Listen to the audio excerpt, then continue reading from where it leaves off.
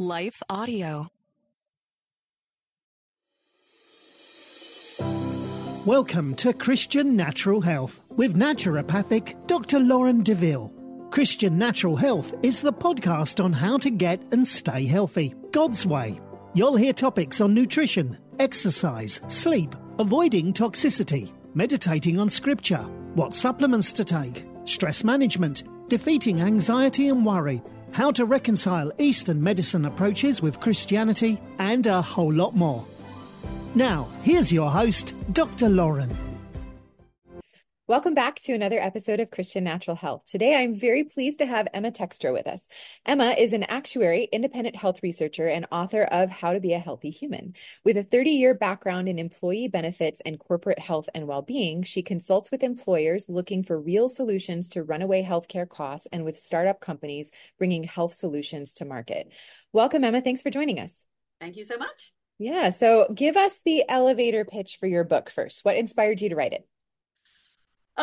Well, I was I've been working in corporate for many years. And I think really when the pandemic came down and just the way employers were handling it and how we were handling it here in the US compared to many other countries, because I'd been talking to our colleagues in other countries and how they've been handling it completely differently. Mm-hmm. And I think how you would have, for example, advised your patients, know, those kinds of things. We just weren't allowed to talk about it. Right. And so many people are just watching the headlines, I feel nowadays, where they might read a short article or watch a 3-minute YouTube video and think, oh yeah, okay, that's explaining something to me. But people aren't reading the context for those headlines. Right. And you might read a headline this year and then next year it seems to contradict it. Just refute the study or whatever. And so I just felt we needed a lot more context. We needed to delve in a little bit and see, the whole background as to, what's going on in the healthcare industry, what's going on with big pharma, what's going on in our bodies. People don't know this, anymore, how, the basic workings of the human body. Right. So I just wanted to explain all of that and sort of give some context for those headlines that are out there to help people, I guess, interpret them a little bit better. Yeah, absolutely. And so what I love about your book is that it's straight naturopathic theory. I mean, it's like obstacles to cure, identify and remove. Here's the basic building blocks for how to be healthy. And you do it from kind of a gently Christian perspective too. Is that right? Yeah, absolutely. I mean, for me, if we're just having this conversation, I'm telling you, it's the way God has designed the body. Right. And if you took every doctor and every scientist across the whole world and you took all of their knowledge and you added it all up and you looked at it, we wouldn't even scratch the surface of how God has created the human body to work and work, in concert with the natural world around us. So if we're just having this conversation, that's absolutely where I'm coming from. But I know that can be off-putting for some people who maybe they're not sure if they believe in God or, kind of puts that in kind of a religious perspective. And to me, it's just reality. Reality is reality. I'm a seeker of truth. And whether that truth is how something works scientifically, how light waves travel, or how the human body works. It's reality, right? So, but I wanted to make sure to reach lots of different kinds of people and make sure that wasn't too off-putting. So as I say, gently. And I think if you really push people, I think deep down people know, well, there's something bigger than us. I'm not quite sure what it is. I'm not quite sure what it means, but I think there's something. So as I said, I just wanted to lay out reality as I see it, but then for people that well, actually, this kind of makes sense and kind of it helps me understand the whole natural world. So actually, I want to know more. And so I go into a bit more, I think, in the appendices. Yeah, fabulous. Okay. And so tell us a little bit of background on what is an actuary? How does this pertain to healthcare? I just recently learned about this myself, so I'm so excited to talk to you about this. But for people that aren't familiar. Yeah. Sure. Well, it's a little nerdy, but hopefully I'm not a typical actuary. I'll tell you that. Okay. So an actuary deals with risk and data and a lot of numbers. And so a lot of actuaries work where I started in the pensions field. Okay. So if you started a job, let's say in your 30s, and you're not going to retire, so you're in your 60s, your employer needs to put money away now, or you need to put money away now, so that in your 60s you can retire and you can draw a pension. So that's a function of how long are you going to live, and as well as things like, how to invest the money and things like that. So I used to focus on that, but so my background as to how I wanted to veer into healthcare was my son, actually. So my son 15 years ago, he was about 5. He was diagnosed with Asperger's and ADHD. He had a lot of health problems, a lot of learning difficulties. And I wanted to figure out, how to help him. The doctors, of course, just gave him a very poor prognosis, wanted to put him on drugs. And I started thinking, well, hang on, there's got to be a better way. So I started researching. And because I'm an actuary, I just pick up these medical studies, and actuaries are very good at statistics, really understanding. So you can see headlines out there that, something is 90% effective. That doesn't mean that it's nearly perfect and you take it and everything's great. That's not at all what it means. Right. And so an actuary can understand and really delve into not only the data, but how the data was put together. So what was this population? What elements were studied? How did we account for reality and various elements that can change amongst the population? So I was delving into these things, and I found that, well, okay, something's really wrong with the way we're approaching health. And so there are a lot of actuaries that do work in healthcare as well, and because they can apply this sort of statistical perspective. And then we're also very good at taking lots of different pieces of data and bringing it all together into a holistic picture as to what's really going on. So it's a little bit nerdy, but hopefully I can apply it and make it a little bit more interesting. My book is not nerdy. I've had lots of people tell me it's totally written to the layman. Kind of funny. I tell a lot of personal stories, but the background, but it does have scientific references. Right. Absolutely. A little bit of nerdiness for those nerdy readers that want a little bit. Yeah. Well, I kind of want to get a little nerdy right now, if that's okay. So can you describe, like, first of all, who's paying the actuaries in healthcare? Like who has an interest in doing that? And what exactly do they do in the healthcare context? Like, I know you can apply your knowledge to it, but what are they actually doing in that space right now? Yeah, that is a great question. So the actuaries in the healthcare field are mainly employed by the insurance companies. Okay. So if you think about the insurance companies, they're going to pay your medical claims, but they need to make sure they're going to have money to pay all those claims, and the policies that they've signed up for, they've got enough money and enough capital to pay them all. So a lot of actuaries are looking at the book of business and looking at the demographics and the population and trying to figure out, are these people going to get sick? How many heart attacks are we going to have in this population? How many cancer diagnoses are we going to have in this population? And they're studying that and they're adjusting accordingly. And it's actuaries that figure out what the premium cost should be. Gotcha. So when I was working in a corporate world, and you've got big employers that actually they self-insure their health plans, which means they don't just pay insurance premiums like I'm going to pay $1,000 a month and everything's taken care of. The very big employers literally just pay the claims. So the employers themselves need to understand, okay, I've got this population, what's going on in my population? And some of these employers will actually send questionnaires out to their employees to say, what are you eating? How much do you exercise? All of these kinds of things. And then the actuaries try and predict the ill health. And then they can figure out what the co-payment should be. The employers might pay a lot of it, but they're asking employees to pay some.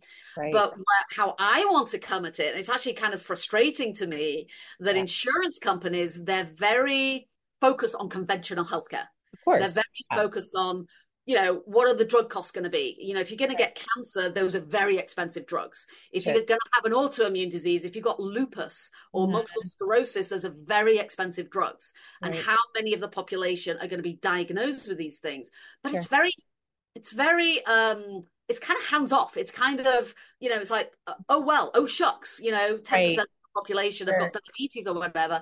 And instead, I get frustrated that the insurance companies don't cover naturopathic medicine. So a lot of your patients, they're having to pay out of pocket And that's so frustrating, because if the insurance companies would wake up to this, that if you pay for a naturopathic physician to guide somebody in what they're eating and how much they're sleeping and maybe some nutrient deficiencies, and you take some supplements and would actually subsidize quality supplements that is going to reverse so many of these conditions, the insurance companies are going to win.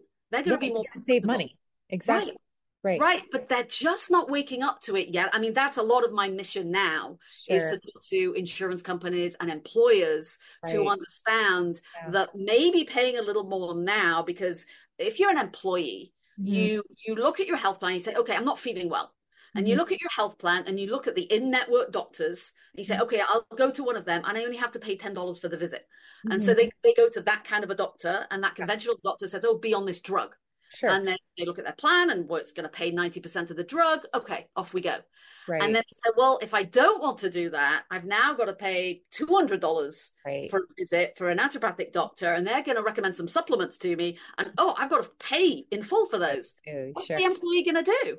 Of course. And the employee is going to get sicker and sicker and sicker. So exactly. A little long-winded, but that was what I think is to fix this. Yeah. So that's great background. And so side note, before I get back to your story. So my understanding, again, from like I told you kind of off the air, that I had originally found out about actuaries from reading an Epic Times article that was making the argument that actuaries are not doing nearly as much with insurance as they used to. What changed, when, why? Big Pharma. Okay. The power of Big Pharma is funding so much of the medical education, not only what the conventional doctors learn in regular medical school, but after medical school, they go to all their continuing medical education. And Big Pharma is so funding all of that and subsidizing a lot of that. And everything that Big Pharma is funding is saying, okay, there's an autoimmune condition, here's a drug to address it. Or there's something that doesn't have a drug to address it. Well, let's go and fund that research to find a drug. There's no money, there's no profit to be made in vitamins. And if you're a conventional doctor and you've got all of this debt from medical school, this is a tough thing to say, but they've got bills to pay. And if they're turning their patients around such that they don't need them anymore because now they're healthy and they're not visiting them other than, a checkup once a year, then there's no profit in it for the doctors either. So it's a bit of a vicious cycle. And so the insurance companies, they're really limiting what the actuaries are doing. The actuaries aren't out there looking at the medical studies like I'm looking at. Like, what is causing lupus? There's an interesting article actually come out recently on, you saw that on what is actually causing lupus. And of course, the article then goes on to say, okay, that's something that the pharmaceutical companies can go research into addressing this particular, condition in the body. And I'm like, well, okay, but, is it a nutrient deficiency that's causing it? Is it a lifestyle issue? Let's address those things that can boost this particular element in the body that ends up causing lupus. So it's a mixture of factors. It's obviously, it's never one thing, but it is correct to say that, we're not relying on the actuaries and the actuaries themselves. I was very frustrated in COVID, if I can kind of just go there for a moment, that the Society of Actuaries in the US, they put a study out about COVID and about actually what happened the following year. In 2021, when the mortality of young people, so the under 50s, started skyrocketing. Now, just something a little bit nerdy about actuaries is that mortality is very steady. And this is how life insurance can work. And this is why general life insurance is actually pretty cheap. You can get very good life insurance for $50 a month. And if you pay, you can get like 4 times your salary paid out because mortality is very stable. So the insurance companies know in a given size of population, how many people are going to die each year. If it moves by maybe 1% in a year, the actuaries are getting nervous. If it moves by 5%, you're getting the very senior people involved. In 2021, mortality of young people skyrocketed by nearly 40% in some populations. What is going on? And so the Society of Actuaries kind of talk about this. They talk about the numbers, but they kind of hid the headlines in their report, which is what happened in 2021. oh, these shots rolled out, that very experimental methodology as to what this pharmaceutical was containing and how it would affect us. So there's things like that personally I was a little embarrassed to be an actuary for a couple of years, because I think they could do a lot and they could sound a lot of alarm bells, but either they're not being listened to or they're not comfortable speaking out. I don't know what the issues are. Gotcha. Okay. So then that leads me back to what my other question was going to be. So you said that you started going into holistic health for your son, but then in 2020, 2021 was when you actually left being an actuary, and now you're focusing on bringing the knowledge to the world with the book. Is that primarily kind of where your focus has shifted? Yeah, I mean, I didn't get out till 2023. So I spent 2 years trying to sound that alarm. I mean, I felt a responsibility. I'm an actuary here. I was sending our leadership these studies, these mortality studies, like something is going on. And we were recommending our corporate clients mandate these shots. I'm like, what are we doing? It's a personal decision for a start off. It's not up to your employer to decide what a medical intervention you should take. So I was trying to sound the alarm. And after, 2 years of that and me just getting beaten down, I'm like, okay, I'm not doing, I thought I was doing good. I was doing the work that I was doing for 20 plus years because I wanted to help people. I wanted to help employers, sure, reduce their healthcare spend, but I wanted to help the ultimate employees. And after a couple of years of beating my head against the wall, I just wasn't helping anymore. And also because the devil is in the detail, and employers, they don't have a lot of time and they only want to look at the headlines. Even the leadership of my company only wants to look at the headlines. I'm like, okay, I got to take a step back here, and I've got to lay out the context and put all of this detail out there so that we're just not sort of focused on those headlines. So yeah, I stepped away last year to write this book so I could lay it all out. Yeah, fabulous. So, and then again, from the angle, like approaching naturopathic theory from the angle of an actuary, looking at the data, like, so for example, what you just said about lupus, I had the same thought when I read that article. I was like, they had this one line at the very end that was like, maybe this is because of toxicity. Maybe this is because of an organism, but we're not going to go there. And so that's the kind of thing that we need somebody to look at. This is a big question, but how would you use actuaries to fix healthcare, at least a little piece of it? What do you see that needs to happen? Well, I mean, the insurance companies drive a lot, right? Because so many people, especially in the US, where really, if you're not insured, you can't get healthcare. Right, so it starts with the insurance companies and the actuaries they're employing to be looking at all of these different studies, not just focused on, the population that is on the policy right now and just kind of making some estimates, which is kind of what they're doing right now. What happened in the last 2 years, how many people in a given population have heart attacks, and let's just apply that going forward. Instead, they need to look at some of these studies and understand holistically and look at all the things that I'm talking about in my book, the increase in toxicity, the technology and the electromagnetic frequencies and all of the different technologies in the food and the ultra processed food, all of these different technologies. And actually looking at the data, that's the reality. So instead of looking at, well, can we say this? Can we not say that? And what is it correct? Or even bringing politics in it. Politics should have nothing to do with healthcare. Amen. Absolutely nothing. Yes. The human body has nothing to do with politics. Right. It is reality. The way the body works is reality. We don't understand it. We understand a fraction of it. A bit of it, sure. But I think actuaries can help understand it through, as I say, understanding what the data is telling us, looking at a whole bunch of clinical trials, not just the headline studies that, we looked at 2,000 people over here and they say that, this drug works better.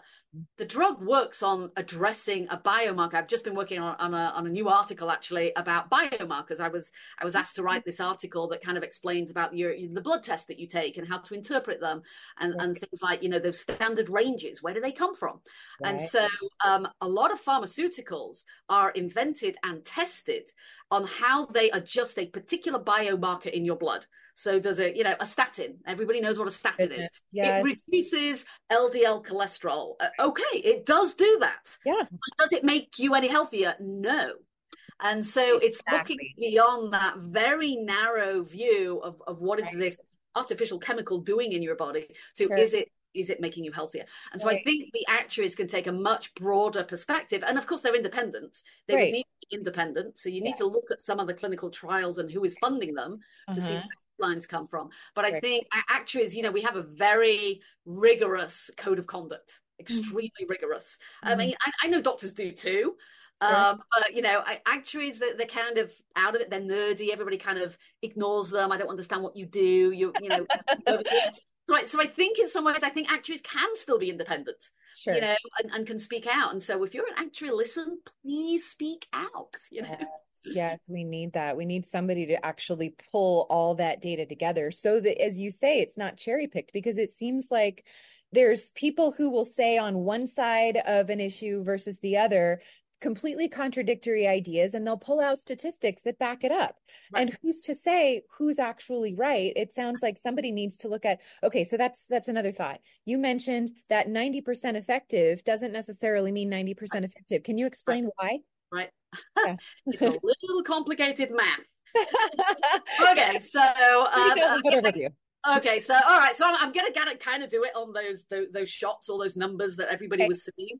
So you have two groups of people, and let's just say any shot, okay, sure. any okay. So you've got a group of people that had no shot, and you a group of people that took a shot, okay, and then you start measuring, did those people get the disease? So how many people in the shot group got the disease, and how many people in the no shot group got the disease? So you might say, okay, in the no shot, 2 people got the disease in the next month, and in the that was the what did I say? That's the shot group. Okay, so in the shot group, 2 people got the disease. In the no shot group, maybe 4 people got the disease. So you might say the shot it makes it twice as effective. So it's almost like 100% effective because twice as many people got sick. So that didn't have that intervention. But if you had 1,000 people in each group, you're saying 2 out of 1,000 versus 4 out of 1,000 is a very small number. Yeah. So it's the absolute risk versus the comparative risk. And so it's kind of mathematical, and I know a lot of people aren't comfortable with those kinds. But all I would say is when you see the headline that only has one aspect, because the headlines you didn't see for those particular shots was out of the shot group. If I just flip those numbers, 4 people had a heart attack that next month. And in the no shot group, like 1 person had a heart attack.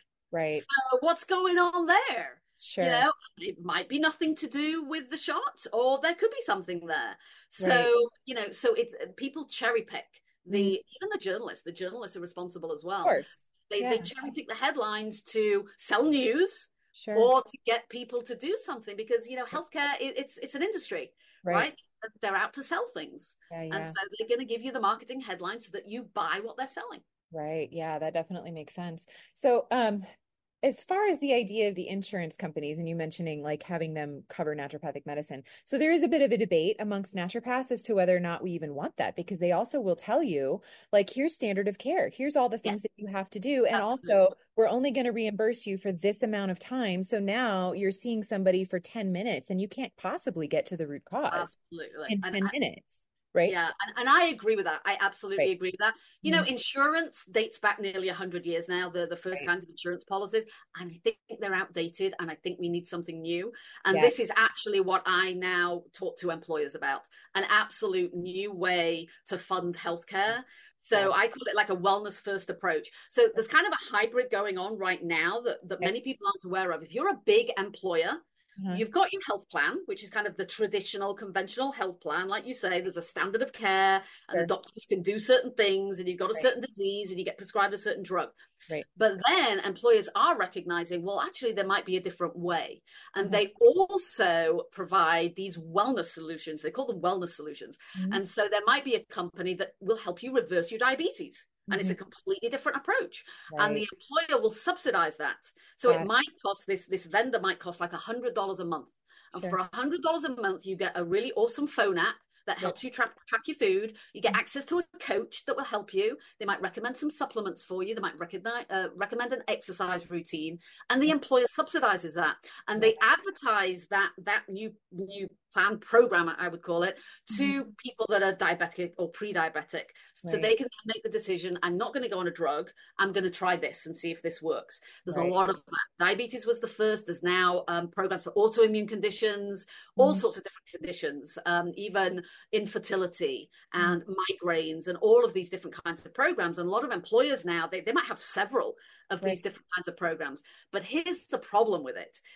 If I'm an individual, the communications I'm getting from my employer or how I choose which job I'm going to is, oh, well, what's the health plan covering? I'm nervous. I don't understand that diabetes is entirely reversible. I don't understand that my lupus is entirely can be reversible. And so I want to know what the health plan is and what that will cover. If I'm going to do these other kinds of programs, well, that's going to be an out of pocket for me, even if I only have to pay $50 a month. What I would like to see is that employers completely reduce the emphasis on the health plan and have something that is more emergency only coverage. And it becomes expensive for the employees. If you want that conventional care, then you need to pay $500 a month for that. If you're going to do these other kinds of programs, you only need to pay $50 a month for that. And so you need to try the lifestyle first. And this other kind of a plan has all of those lifestyle kinds of coverages, and you can pick the doctor you want to use. You can use a naturopathic doctor, but it wouldn't be insurance. It would be the naturopathic doctor would be part of one of those programs. A lot of them use like functional medicine doctors and things like that. And there's networks each of them are building up of these integrative and alternative kinds of doctors. And so it's not insurance. So so let's say I'm your patient. As part of my program, I get to talk to you.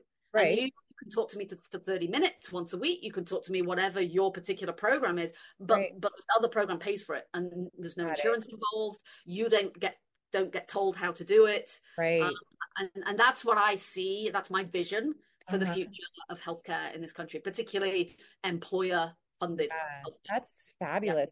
So in other words, it's almost like, at least at the individual level, it's starting with incentive of where, rather like there's an education component, but it's also, if you just want to straight save money, this is the better way to do it.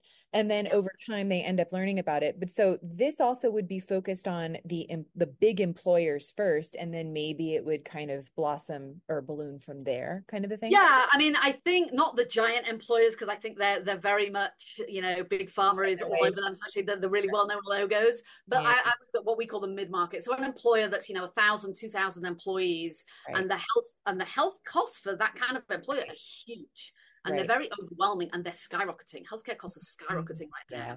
So I think those kinds of employers that can really do the communication really well, can really speak truthfully and lay out reality. And then there's also a role for the actuaries, of course, because what I'd like to see is when as an employee, you probably have to offer these two kinds of plans, because you need to sign up for lifestyle changes, which is very hard for a lot of people. Everybody wants to, Exactly. Yeah, a lot of the people just don't want to. I just want to pop a pill and I'm fine. And that's fine. If that's what you want to do, go in plan A over here, or let's call that one plan B. But if you are willing to, and we'll give you a coach and somebody's going to help you, and you can go gently, that's plan A over here. We're going to push that first. And then at the end of a year or two, the actuaries can then study those two plans. And here's what's been spent on the lifestyle approach first plan. So coaches can be expensive, and you've got a coach you're speaking to once a week, and we're paying for all those very quality supplements. You might be spending $100 a month on supplements. I think I do on the high quality supplements, and we're paying all of those. But yet, look, we've got people off all those high cost drugs. They're off the diabetes drugs, they're off the autoimmune drugs, and so we're making those savings. And then we've got the other plan over here that the premiums are higher, but then there's all those prescription meds that we're paying for, and then they've got a cancer diagnosis in 2 years. And so monitoring how those two different kinds of the plans are performing, and over time, again, reality will speak for itself. That's fabulous. And the idea that people are self-selecting into which they fall into as well. It's not like somebody's being, assigned to the group that's giving them the pharmaceuticals or whatever. So that's really great. You wrote an article that really intrigued me. I have yet to read it, and I need to find the article, the link for it, but it's on germ versus terrain theory. And you said it was kind of short-sighted. Can you explain more? What do you mean by that? Well, first, just so everybody knows what we're talking about. So germ theory, going back to even like the 1940s, was saying that there's germs, there's these microbes that are making us sick. Right. And so Louis Pasteur, you'll know Louis Pasteur from pasteurization of milk, so that we're not getting sick from the bugs in the milk. And at the same time, and many people didn't know, there was another scientist, really, both of these guys are in France, called Antoine Beauchamp. And Beauchamp had a completely different theory that was called terrain theory. And so your body is your terrain. And he was saying that keeping your terrain healthy, keeping your body healthy, will help ward off disease. Right. And so Pasteur was way more well connected. And so his theory basically won out, and everybody thought Beauchamp was a weirdo, and he was excommunicated, and he died young. It's pretty sad. But Pasteur basically laid down what today is conventional medicine or Western medicine, is that there's a bug or a microbe that is making you sick. And so we've got to address that bug. It's where all vaccinology and immunology was sort of based on germ theory. But now in recent years, and not that recent, I mean, it's been building, right, for decades, that terrain theory and how sick you are, how healthy your body is really going to influence whether you get sick or not. So it's really, when I say that both of them are short-sighted, is because it's not really one or the other. It's a combination of both. But germ theory, of course, when it came out in like the 1940s, they didn't understand the microbiome. So microbiome is all the bugs and microbes and bacteria and viruses and parasites and even fungi that are living in and on our body. The majority of them is in our gut and even on our skin, but this is God's design. They are not all bad.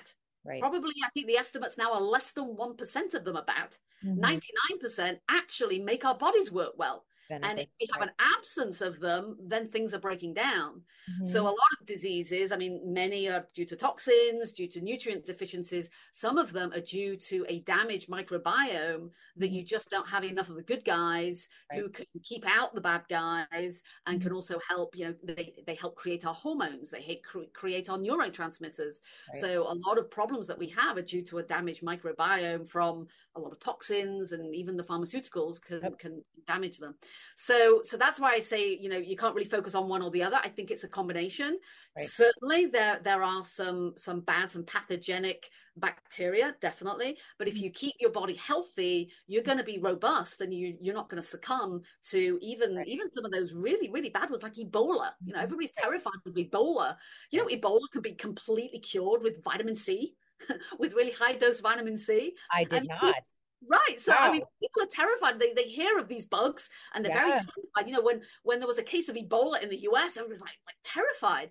No, these things can be cured. It's our body's need. The thing with Ebola, you remember people can be bleeding, some of those everywhere. That makes perfect sense that it's hemorrhagic fevers. Well, vitamin C keeps your blood vessels solid. And so a lot of it, when you have any kind of virus, you're using up a lot of vitamin C. That's why in the old days, people knew to take vitamin C and eat some oranges and things. But if you mentioned that during the COVID days, like, oh, no, vitamin C is not going to help. Yeah, absolutely. So yeah, and I'm totally on board with you on that. The naturopaths tend to err more on the terrain side for sure, but at the same time, there is a difference in virulence. Depends on what organism we're talking about. There's opportunistic infections that are no problem for somebody whose body is super healthy, and then there's some that are pretty virulent, and you have to kind of step up your game in terms of how to address those. So absolutely, I agree. What have I not asked you that you want to make sure you leave with our audience? I think the biggest point that I want the audience to leave with is that your health is in your hands. Amen. Yes. And so I know it takes a bit of work to research what's going on, and it's so much easier just to go to the guy in the white coat and pop a pill, but just think of the long-term consequences of that. So I just want, so my book was really to empower people to understand a little bit more, written in layman's terms. So, there's plenty of doctors who have written some fantastic books, but if you're a layman, they can be a little overwhelming because they might be a little bit technical. I've really tried to avoid any of the technical jargon. I've got some pretty pictures in there, some little illustrations. You can understand just enough about how your body works. So when you have that thing happen, like you got that pain, and I'm not saying don't get your pain checked out. You've got to go see a doctor if you've got a pain, something weird is happening. Yes, get it checked out. But just because you go to a doctor, even a conventional doctor who diagnoses something, puts a label on you, I just want you to understand, but you don't have to do the treatment that they're recommending. You can do a little bit of research, understand a little bit more about it, and then look at all these different options that you have available, whether it's herbalism or acupuncture or energy medicine or just addressing your nutrient deficiencies, whatever is comfortable to you and your lifestyle. There's a lot of different options out there, and don't just take what, the one conventional doctor is telling you. Right. Love it. Awesome. Where can people go to learn more about you and to get a copy of your book? So my home base is really my website, which is emmatekstra.com. So Tekstra has a K, not an X. So start there. That's probably the best place to start. But I'm on Substack now. Just launched my Substack. It's kind of exciting. Just emmatekstra.substack.com and all the social media links to all of that. I have some courses, so Thinkific as well, but all of that, all of it links together. So if you want to learn a bit more, so I have some courses, and then the book is available. Start with the book. That will give you a lot of background, and that's available everywhere good books are sold. Amazon, Barnes & Noble, Target, all of that. So I hope it's helpful. Awesome. Well, thank you so much, Emma. This has been really informative. Really appreciate it. Okay, this was great. Are you looking for a holistically minded healthcare practitioner who truly treats root cause rather than symptom suppression? Unfortunately, even in the alternative healing professions, this isn't a given. That's why I've created wholehealthdoctor.com, a resource to help connect patients to healthcare practitioners in their area who share a root cause philosophy. Alternatively, most of the practitioners listed also practice telehealth. So if there isn't anyone local to you, you can still find a great practitioner to help you regain optimal health. Go to wholehealthdoctor.com. That's wholehealthdr.com. Type in your location or adjust the specialty that you're looking for and find the practitioner who's right for you. Thanks for listening to Christian Natural Health. This show is run by you, so please write in with topic and guest suggestions for future shows. For more great content, subscribe to Dr. Lauren's blog at www.drlaurendeville.com or follow her on Facebook or Twitter at Dr. Lauren Deville. If you enjoyed the show, don't forget to share it with your friends and give us a 5-star rating in iTunes. It really helps us to stand out so other people can discover great content as well. Have a great week and God bless you.